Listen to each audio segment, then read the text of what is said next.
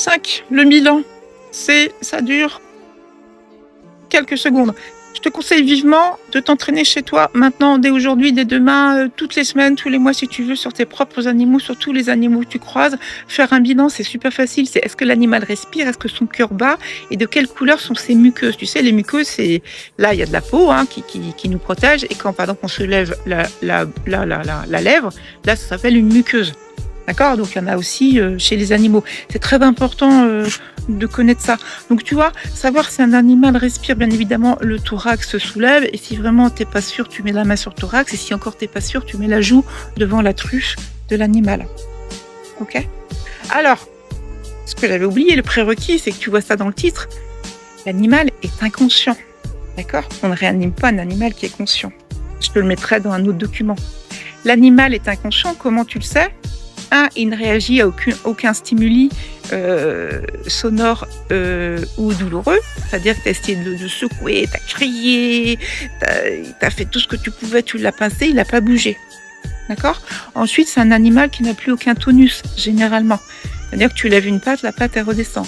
Donc, par définition, un animal inconscient ne peut pas te griffer, ne peut pas te mordre. Donc, pour prendre les constantes, faire le bilan de respiration de pouls, tu n'as aucune méfiance à avoir.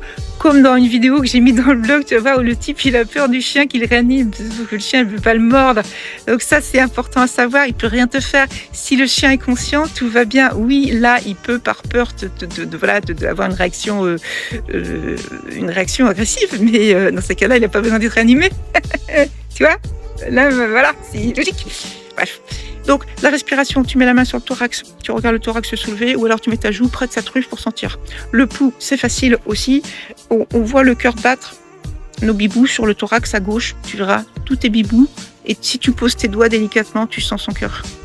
Ou alors, tu mets tes doigts à la face interne de sa cuisse. J'ai mis un schéma dans le blog.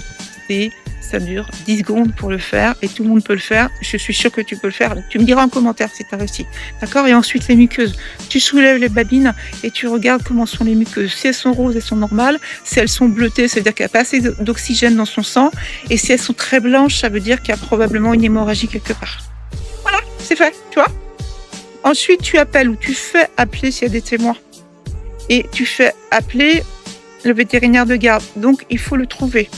Donc, soit le vétérinaire de l'animal est très proche, donc tu l'appelles et sur son répondeur, il y aura le numéro de garde. Soit la personne était en balade loin de chez elle, elle peut appeler le 3115, qui est le numéro de garde national, mais qui ne couvre pas toute la France. Ou alors, il faut taper sur Internet « Urgence vétérinaire ».